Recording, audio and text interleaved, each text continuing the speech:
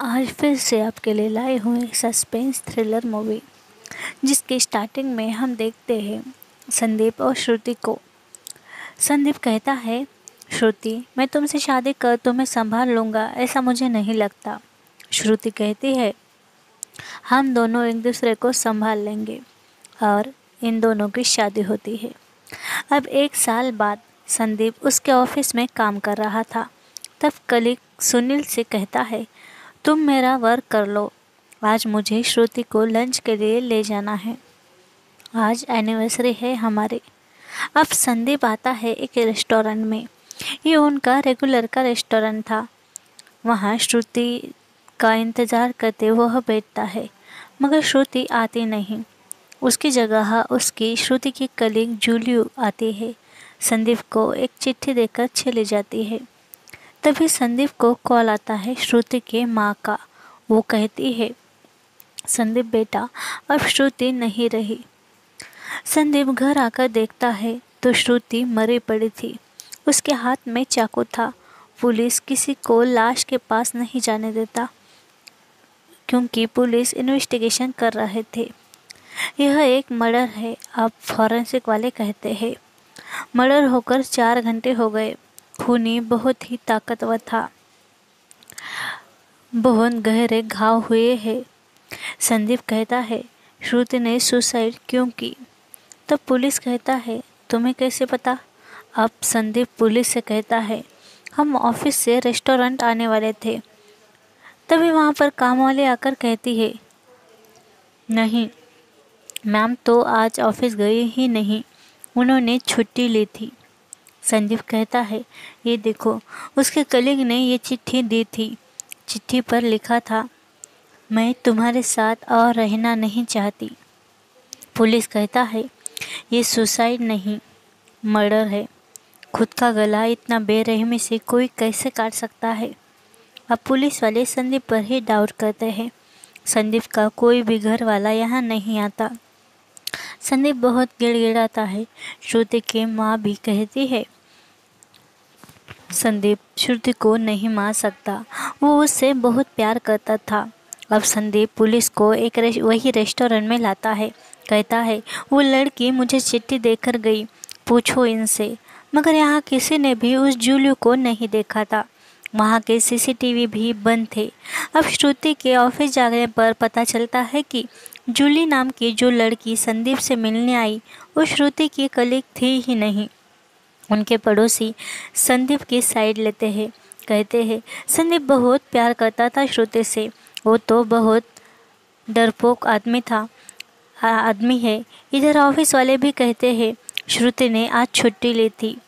अब संदीप बहुत परेशान होता है।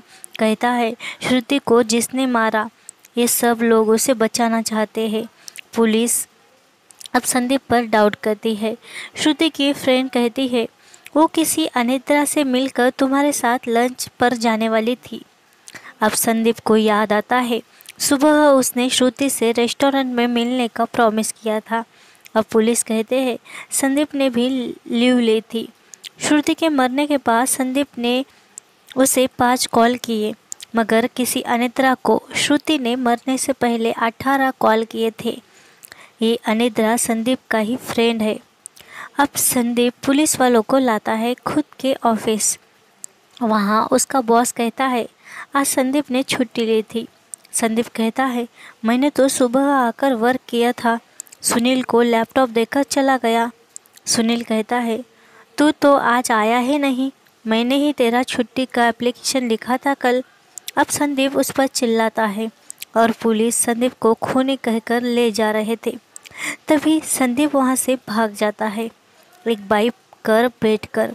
यहाँ आता है संदीप का दोस्त खलील संदीप को बचाने। वो संदीप को भगाता है। संदीप के पीछे पुलिस पड़ी थी। अब बड़ी ही चालाकी से वो पुलिस से बचकर भागता है। तब खलील उसका मोबाइल फेंक देता है और कहता है, अब तू सेफ है। अब संदीप और खलील आते हैं एक जगह। संदीप अभी भी बहुत डरा हुआ था, मगर खलील चील करता है। अब खलील और संदीप में ही लड़ाई होती है, क्योंकि संदीप को वो कहता है, अच्छा हुआ तूने मार दिया उस बेवफा को। संदीप कहता है, मैंने नहीं मारा उसे।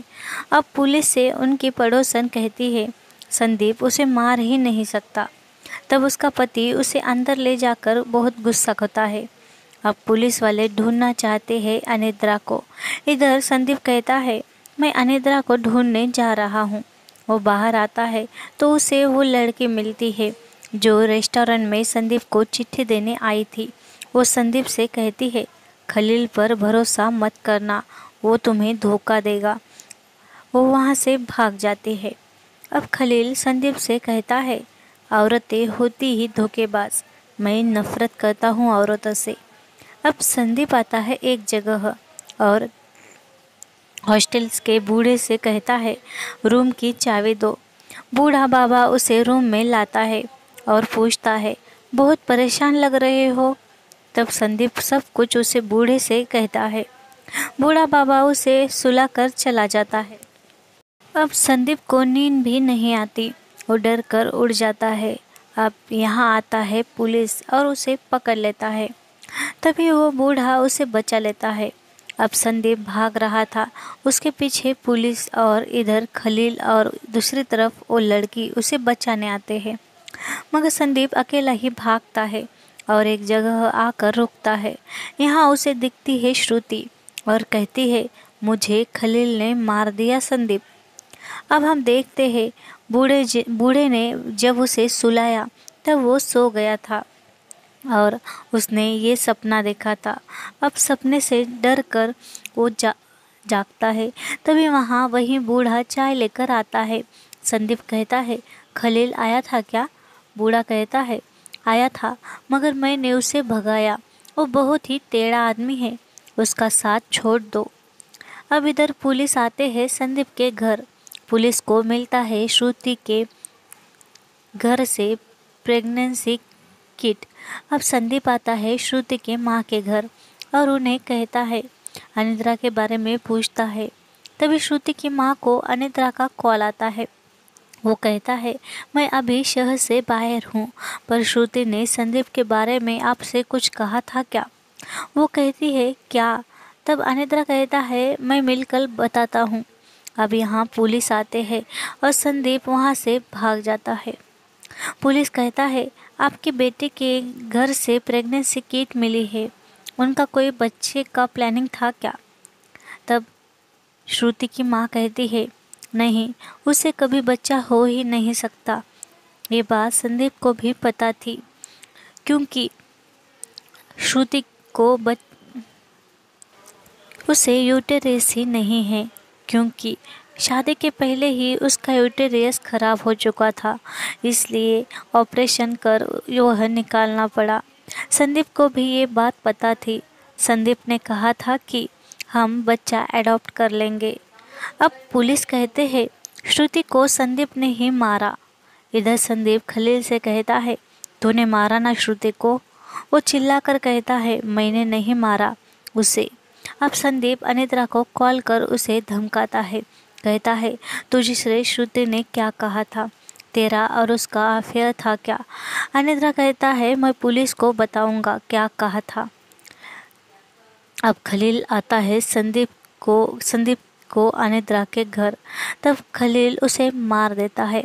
अब अनिद्रा मर गया था और संदीप वहाँ से भी भाग जाता है। जब वहाँ पुलिस पहुँचती है तो देखती है कि अनिद्रा मर चुका है। अब संदीप देखता है कि उसके गाड़ी में एक बच्चा था। संदीप उस बच्चे से कहता है, तू यहाँ क्या कर रहा है? तेरे कपड़े कहाँ गए? वो लड़का कहता है, मैंने मेरे दोस्त के बाप को मार दिया और भाग आया।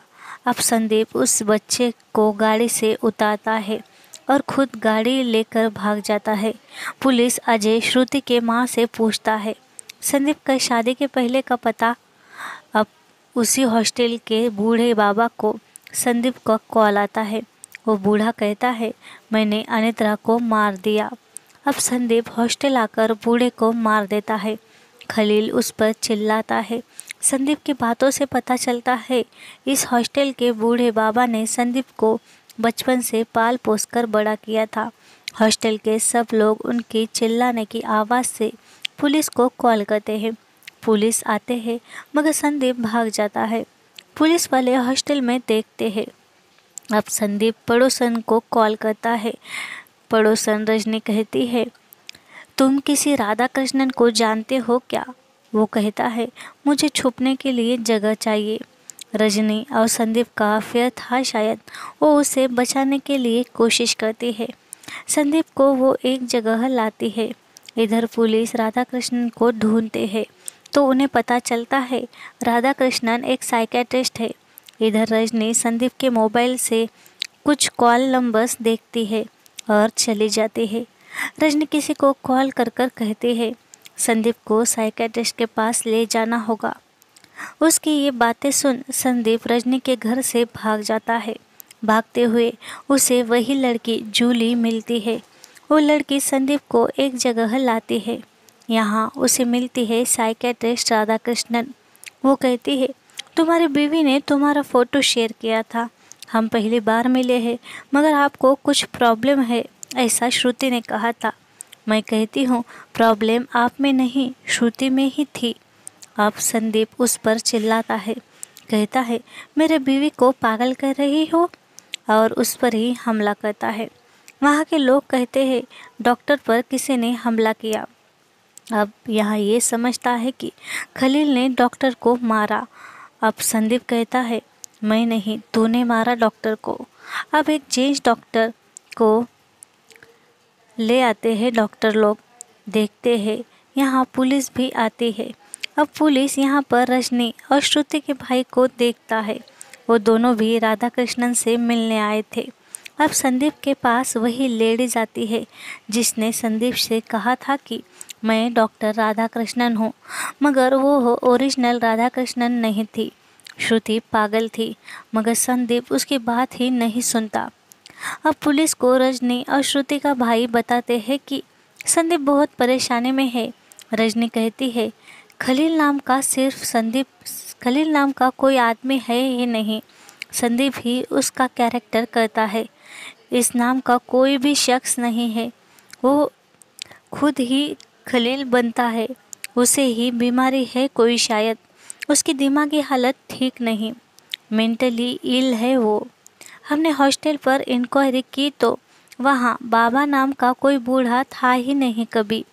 पुलिस उनकी बातों पर यकीन नहीं करता। अब यहाँ आता है वो जेंट्स जो ओरिजिनल राधा कृष्णन है। वो कहता है, मैं साइकेट्रिस्ट राधा कृष्णन हूँ। ये दोनों सच कह रहे हैं। श्रुति ने मुझे बताया था कि संदीप मेंटल है। वो कहती थी कभी कभी संदीप बहुत सॉफ्ट होता था, एकदम शांत, मगर कभी कभी वह अजीब सा बिहेवियर करता था। उसका ऐसा लगता था मानो वो संदीप है ही नहीं। वो बहुत परेशान हो गई थी। उससे श्रुति का भाई कहता है, मुझसे संदीप की अच्छी दोस्ती हो गई थी, पर जब भी वो मेरे पास आता कभी मुझे संदीप लगता ही नहीं। कभी वो खुद को खलील कहता तो कभी कुछ और, यानी उसकी दिमागी हालत ठीक नहीं। जब वो खलील बनता तो मुझे धमकाता था। राधा कृष्णन कहता है, उसे मल्टीपल पर्सनालिटी डिसऑर्डर है। अब यहाँ रजनी का पति आकर कहता है, हाँ, वो किसी शंकर रेड्डी इंस्पेक्टर से डरा हुआ है फिलहाल। तब पुलिस कहता है, ये केस मैं हैंडल कर रहा हूँ, कोई रेड्डी इंस्पेक्टर हमारे यहाँ है ही नहीं। अब मगर सब चौंक जाते हैं। यहाँ इंस्पेक्टर रवि आकर कहता है, संदीप के पिता के घर से ये पता चला है कि संदीप ने बचपन में ही अपने बाप को मार दिया।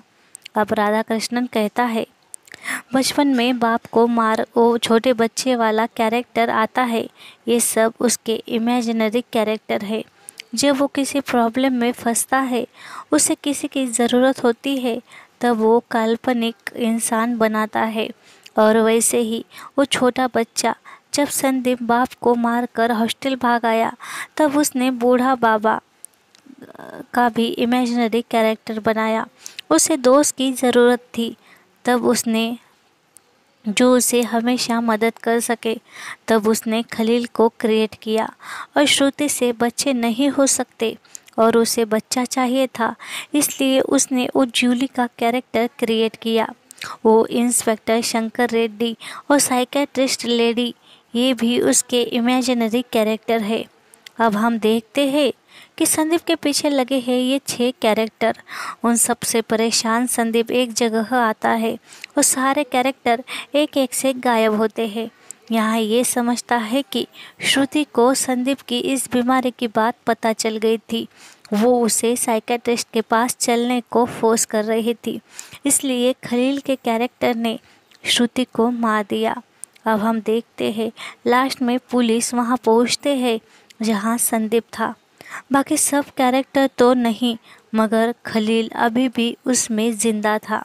एक मेंटली डिस्टर्ब आदमी अपने परिवार को भी नुकसान पहुंचा सकता है और खुद भी कितना भयंकर हो सकता।